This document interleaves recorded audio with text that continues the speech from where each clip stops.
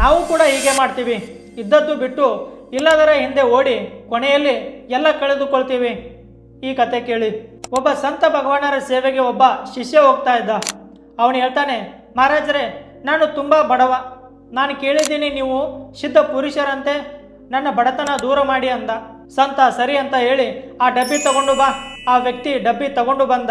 ನೋಡು, ಇದು ಪಾರಸಮಣಿ, 7 ದಿನದ ತನಕ ನಿಂಗೆ ಕೊಡ್ತೀನಿ.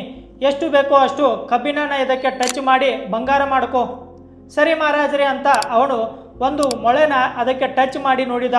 ಟಚ್ ಮಾಡಿದ ಕೂಡಲೇ ಅದು ಬಂಗಾರ ಆಯಿತು. ಅವನಿಗೆ ನಂಬಿಕೆ ಬಂತು. ನಂತರ ಅವನು ತಗೊಂಡು ಹೋಗಿ ವಿಚಾರ ಮಾಡ್ತಾನೆ, ಟಚ್ ಮಾಡೋಕ್ಕೆ ಕೇವಲ 2 ನಿಮಿಷ ಸಾಕಾಗುತ್ತೆ. ಅದಕ್ಕೆ ಮೊದಲು ತನ್ನ ಹೊಲ ಮಾರಿದ, ಮನೆ ಅಡವಿಟ್ಟ, ಅವನ ಹತ್ರ ಇರೋ ಎಲ್ಲ ಆಸ್ತಿ ಮಾರಿ ಕಬ್ಬಿಣ ತಗೊಂಡು ಬಂದ. ಟಚ್ ಮಾಡೋದು ಅಷ್ಟೇ, ಎಲ್ಲ ಬಂಗಾರ ಆಗುತ್ತೆ ಅಂತ ಮನೆ ತುಂಬ ಕಬ್ಬಿಣ ತುಂಬಿಸಿದ್ದ.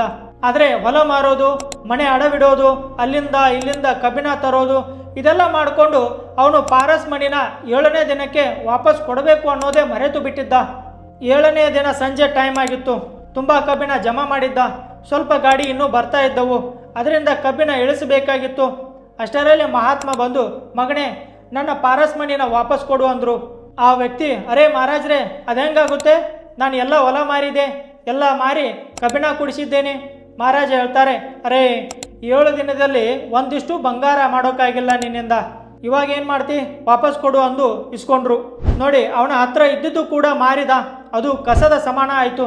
ಯಾವ ಕೆಲಸಕ್ಕೂ ಬರಲಿಲ್ಲ. ನಾವು ಕೂಡ ಹೀಗೆ ಇರೋದನ್ನು ಬಿಟ್ಟು ಇಲ್ಲದೇ ಇರೋದಕ್ಕೆ ಆಸೆ ಪಡ್ತೀವಿ.